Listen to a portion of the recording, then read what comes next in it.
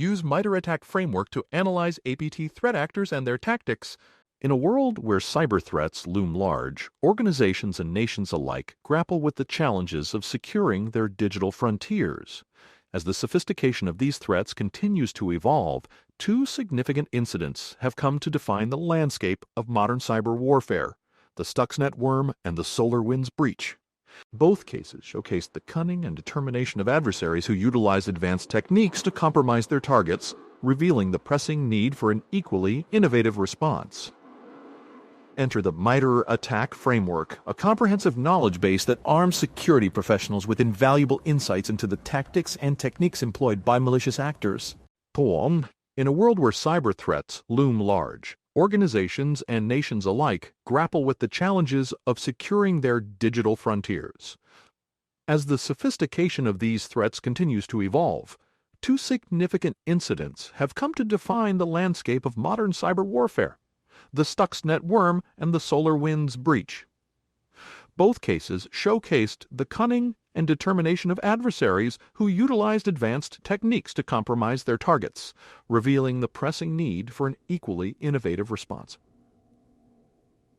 Enter the MITRE ATT&CK framework, a comprehensive knowledge base that arms security professionals with invaluable insights into the tactics and techniques employed by malicious actors.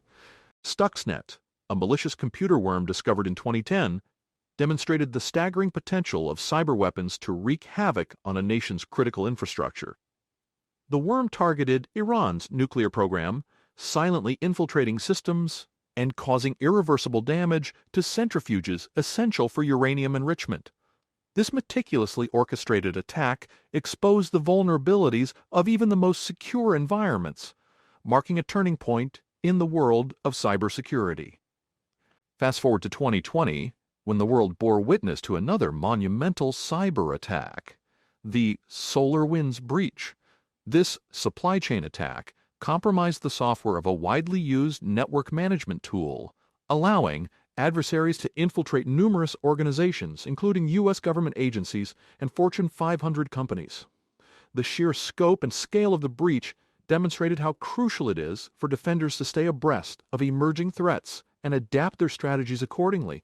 These watershed moments underscore the importance of leveraging a tool like the MITRE ATT&CK framework to better understand and counteract the evolving tactics and techniques employed by adversaries.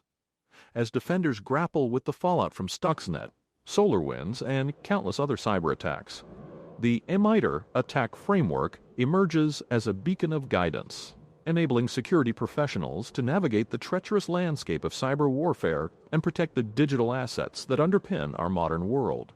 Now, let's take a look at these two case studies. First, we will talk about Stuxnet, a typical example of a nation-state APT attack.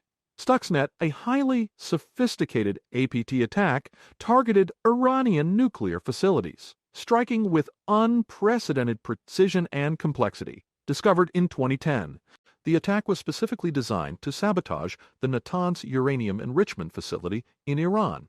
It was a multi-stage operation, meticulously planned and executed. The stages included reconnaissance, where the attackers gathered information about the facility and its operations. Following this, the attack moved into the weaponization phase, during which the malicious code was developed and prepared for deployment. Delivery, the third stage, involved the introduction of the malicious code into the targeted systems. This was followed by exploitation, where the code took advantage of vulnerabilities within the system to gain control. The command and control phase then allowed the attackers to remotely manipulate the infected systems. Stuxnet then executed lateral movement, spreading itself across the network to reach its intended target, the control systems of the centrifuges used in the uranium enrichment process. Actions on objectives were then carried out, causing physical damage to the centrifuges and thereby disrupting the facility's operations. The final stage of the attack involved covering tracks, with the worm designed to erase evidence of its presence after completing its mission. This made it incredibly difficult to detect and analyze. Believed to have been developed by the United States and Israel, Stuxnet has become a paradigm of state-sponsored cyber warfare. It demonstrated the potential of cyber weapons to disrupt critical infrastructure, setting a precedent for future APT attacks. Here's a breakdown of the Stuxnet attack using a typical APT attack stage. The Stuxnet cyber attack is a well-known case study that targeted Iran's nuclear facilities, specifically its uranium enrichment centrifuges. Let's analyze the Stuxnet attack using the MITRE attack stages of attack. Reconnaissance. The attackers likely conducted extensive reconnaissance to gather information about the target systems, including the specific infrastructure, network architecture, and software used at the Iranian nuclear facilities. This phase would have involved collecting intelligence through open-source information, social engineering, or possibly even insider sources. Resource development. During this phase, the attackers would have developed the necessary resources to carry out the attack. In the case of Stuxnet, this involved developing a sophisticated worm, which included zero-day exploits to target vulnerabilities in Windows systems and programmable logic controllers, PLCs, used in industrial control systems, ICS. Initial access. Stuxnet utilized multiple infection vectors for initial access. It primarily spread through infected USB flash drives, which were introduced into the target environment, likely through covert means. The attackers could have relied on social engineering or human error to ensure the infected drives were used by employees at the Iranian nuclear facilities. Execution. Once the infected USB drives were inserted into the target systems, Stuxnet's malicious payload was executed. The worm exploited zero-day vulnerabilities to gain control over the Windows operating system, allowing it to propagate and move deeper into the network. Persistence. Stuxnet employed various techniques to ensure persistence within the infected systems. It manipulated Windows system files, utilized rootkit-like features, and even infected PLCs themselves. By doing so, the malware remained undetected and continued to execute its intended malicious actions. Privilege escalation. Stuxnet likely utilized privilege escalation techniques to gain higher levels of access within the targeted systems. It aimed to elevate its privileges to perform critical actions such as altering code or tampering with the centrifuge operations. Defense evasion. The Stuxnet worm was designed to evade detection and analysis by employing numerous anti-analysis and anti-forensic techniques. It utilized encryption, code obfuscation, and even had specific mechanisms to identify virtual environments or antivirus software, thereby attempting to avoid detection by security measures. Credential access. Stuxnet did not specifically focus on stealing credentials. However, by compromising and controlling the systems, it likely had access to any credentials stored or used within the infected networks. Discovery. Once inside the target network, Stuxnet likely engaged in discovery activities to map the network, identify critical systems, and gain knowledge about the centrifuges and associated control systems. This information was crucial for its later stages of attack. Lateral movement. Stuxnet employed various techniques to move laterally within the infected networks. It exploited network shares and vulnerabilities to propagate across different systems, ultimately reaching its intended target, specific Siemens PLCs used in uranium enrichment centrifuge control systems. Collection. Stuxnet collected information about the centrifuges, their operations, and the control systems. It aimed to identify and modify specific parameters to manipulate the centrifuge speed, causing physical damage and sabotaging the enrichment process. Command and control. Stuxnet had a complex command and control infrastructure, allowing the attackers to remotely control and coordinate the actions of the worm within the infected networks. This infrastructure facilitated the delivery of updates, instructions, and data collection from the compromised systems. Exfiltration. Stuxnet did not focus on exfiltrating data, as its primary goal was to manipulate the physical processes of the centrifuges. However, it did have the capability to exfiltrate data if needed for reconnaissance or to update its own functionality. Impact. The ultimate impact of the Stuxnet attack was the physical destruction, and Stuxnet is a highly sophisticated computer worm that was discovered in 2010. It is widely believed to have been developed by the United States and Israel to sabotage Iran's nuclear program, though no official confirmation has been given. The following are some of the damages caused by the Stuxnet APT attack. 1. Damage to Iran's nuclear program. Stuxnet was designed to target programmable logic controllers, PLCs, used in industrial facilities to automate processes. It targeted PLCs in Iran's Natanz nuclear facility, causing its uranium enrichment centrifuges to spin out of control and ultimately fail. This attack significantly set back Iran's nuclear program. 2. Escalation of cyber warfare. The Stuxnet attack marked a significant escalation in the realm of cyber warfare. It was one of the first instances of a cyber weapon causing physical damage to a facility. The successful deployment of Stuxnet demonstrated the potential for other nation-states to develop and use similar weapons. 3. Proliferation of advanced cyber weapons. The source code of Stuxnet ended up on the Internet, providing a blueprint for other malicious actors to develop their own cyber weapons. This has potentially led to an increase in the sophistication of cyber attacks around the world. 4. Global cybersecurity implications. The success of Stuxnet led to increased awareness about the potential for cyber attacks on critical infrastructure. This has prompted governments and organizations worldwide to invest more in securing their systems against such threats. 5. Setting a dangerous precedent. Stuxnet set a precedent for nation-states using cyber weapons to achieve their geopolitical objectives. This has raised concerns about the potential for escalating cyber warfare and its potential impact on global stability. In conclusion, while Stuxnet achieved its apparent goal of disrupting Iran's nuclear program, it also led to a number of negative repercussions. These include escalating cyber warfare, increasing the sophistication of cyber attacks, and raising concerns about the security of critical infrastructure. The SolarWinds attack, also known as the Sunburst attack, was a highly sophisticated cyber attack discovered in December 2020. It targeted the software supply chain of SolarWinds, a leading IT management company. The attack compromised SolarWinds' Orion platform, a widely used network management software. The attackers gained access to SolarWinds' build environment and injected a malicious code, referred to as Sunburst or Solorigate, into legitimate software updates.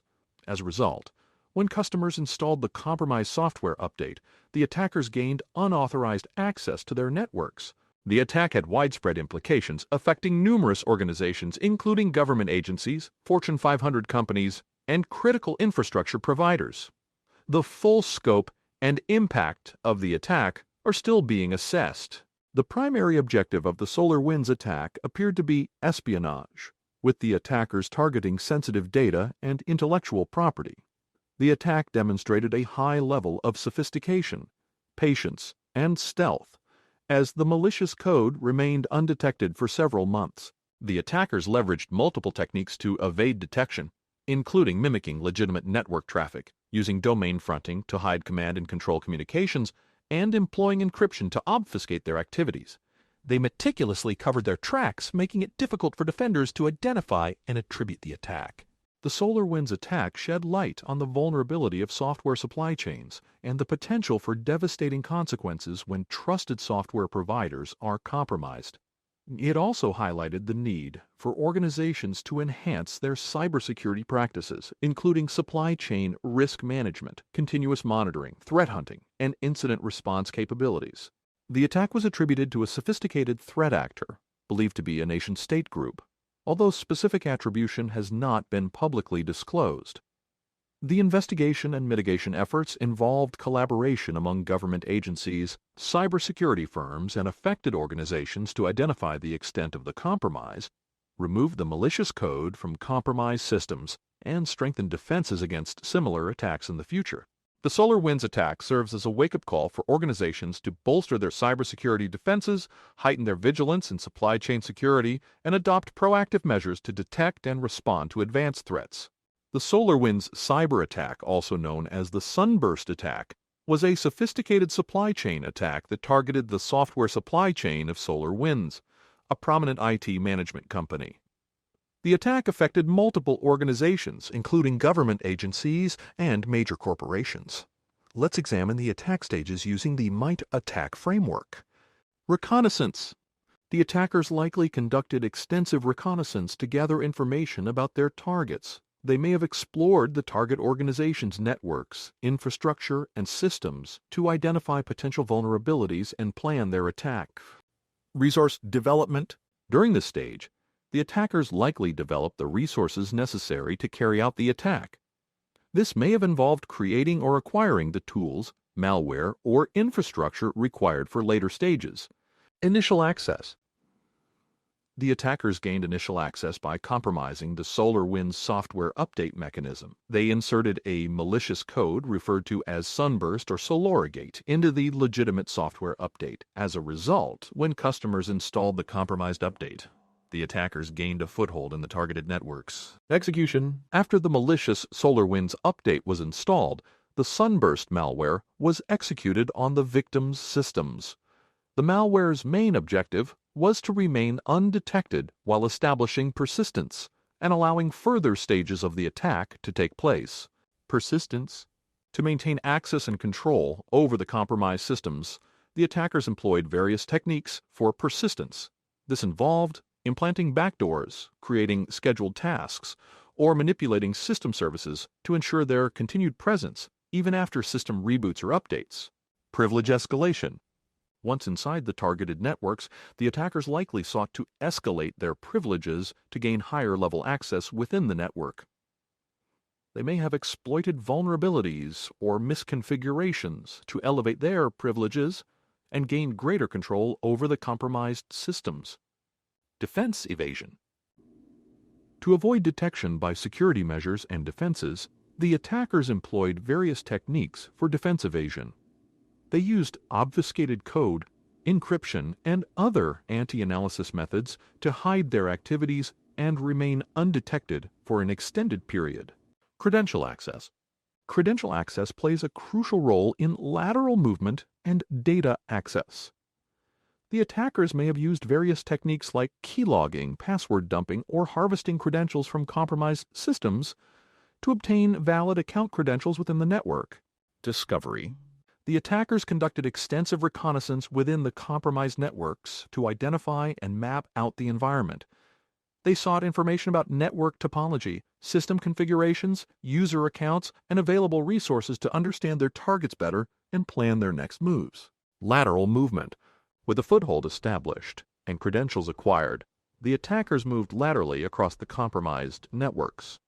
They exploited trusted relationships between systems and used valid credentials to gain access to additional systems, gradually expanding their control and compromising more systems within the target environment. Collection. The attackers likely engaged in data collection activities to exfiltrate sensitive information or gain intelligence about their targets.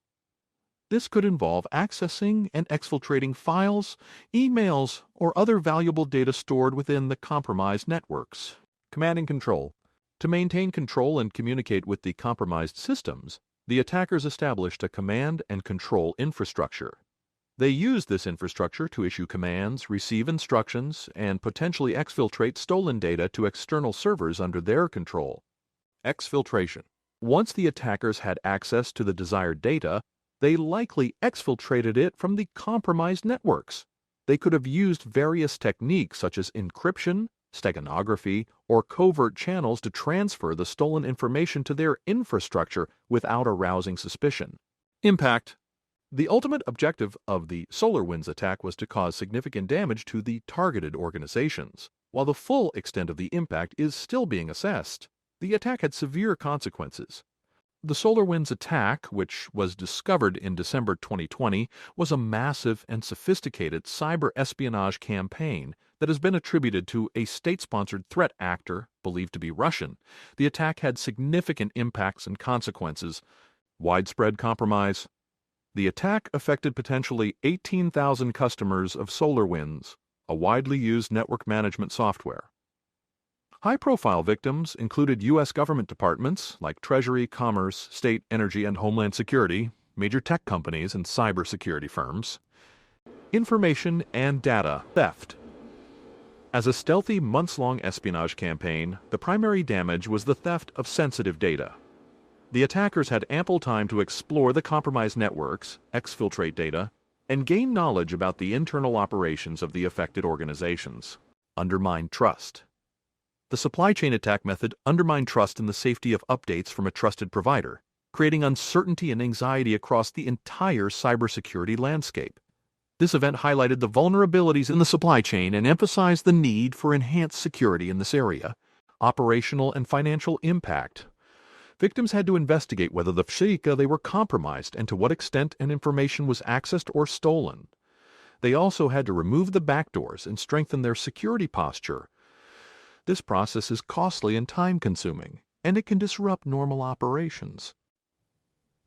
National security implications. Given that multiple U.S. government agencies were affected, the attack has significant national security implications. It still needs to be determined what information was accessed and how it could be used against the United States. Long-term impacts. The full extent of the damage may be known for a while. Infiltration of this skill gives attackers deep insight into the victim organizations, potentially revealing weaknesses that could be exploited in future attacks. The SolarWinds attack represents a severe escalation of cyber threats, both in terms of its sophistication and its impact. It was a wake-up call for organizations worldwide about the need for robust cybersecurity measures, particularly in supply chain security. The SolarWinds attack was a significant, sophisticated cybersecurity incident that affected numerous organizations worldwide. It offers several important lessons for businesses and governments about cybersecurity as follows: strong cyber hygiene, maintaining up-to-date software, applying security patches promptly, and conducting regular security assessments are crucial to mitigating vulnerabilities that APTs exploit. Employee awareness and training. Educating employees about phishing, social engineering, and other attack vectors can help prevent initial compromises. Defense in depth. Implementing layered security controls, including firewalls, intrusion detection systems, endpoint protection, and strong access controls, can enhance overall security posture. Need for swift incident response. The SolarWinds attack highlighted the need for organizations to have robust incident response plans in place. Upon discovering the breach, swift action is required to mitigate the impact, including identifying the compromised systems, removing them from the network, and fixing the vulnerabilities. Threat intelligence. Leveraging threat intelligence sources to stay updated on emerging APT tactics, techniques, and indicators of compromise, IOCs, can help organizations proactively defend against APT attacks. Threat hunting is essential. The attack was ongoing for several months before it was discovered, highlighting the importance of proactive threat hunting. Organizations should not just rely on automated systems for detection, but should proactively search for signs of an attacker on their networks. Supply chain vulnerability. The attack demonstrated that even if an organization has robust internal cybersecurity measures, it can still be vulnerable through its supply chain. The hackers exploited SolarWinds' software update mechanism to distribute malicious code, thereby breaching the defenses of all organizations that used the compromised software. This highlights the need for organizations to conduct thorough security audits of their suppliers and to monitor their networks for suspicious activity continuously. Importance of Zero Trust architecture. The concept of Zero Trust security, where every request for network access is fully authenticated, authorized, and encrypted before being granted regardless of where it comes from, is an essential takeaway from the SolarWinds attack. Zero Trust can help mitigate the damage from breaches like this by limiting the attacker's ability to move laterally within the network. Multi-factor authentication is critical. The attack emphasized using multi-factor authentication, MFA. By requiring multiple authentication methods, MFA can significantly reduce the risk of successful cyber attacks. Continuous monitoring and updating. The SolarWinds attack underscores the importance of continuously monitoring all systems for signs of intrusion and regularly updating and patching software to fix security vulnerabilities. Sharing information and collaboration. Establishing partnerships with industry peers, government agencies, and cybersecurity communities to share threat intelligence and collaborate on defense strategies can strengthen cybersecurity resilience. It's important to note that APT attacks continually evolve, and organizations should adapt their security practices accordingly, incorporating the latest techniques and technologies to defend against these sophisticated threats. In our case study, the application of the MITRE attack framework revealed numerous benefits for the analysis and subsequent handling of the advanced persistent threat. Firstly, the attack framework allowed us to comprehensively map out the tactics and techniques used by the APT. By doing so, we were able to understand the attacker's behavior in depth, unveiling the steps they took, the methods they used, and their progression through the attack lifecycle. Secondly, this mapping process helped us identify gaps in our defense mechanisms. By understanding the techniques used by the APT, we could assess our defensive posture against each of these techniques. This insight provided us with the opportunity to strengthen our defenses where necessary and implement proactive measures against potential future attacks. Thirdly, attack facilitated an effective threat intelligence sharing process. With a common language and structure, we could share our findings with other organizations in a meaningful and actionable way. This collaborative approach not only benefits individual organizations, but also strengthens the broader community's ability to defend against similar threats.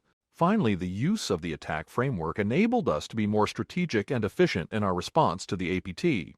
By focusing our efforts on the tactics and techniques employed by the threat, we could prioritize our response activities and allocate resources more effectively. In conclusion, the use of the MITRE attack framework in this case study demonstrated its value in enhancing our understanding of APTs, improving our defenses, facilitating threat intelligence sharing, and guiding our incident response strategy.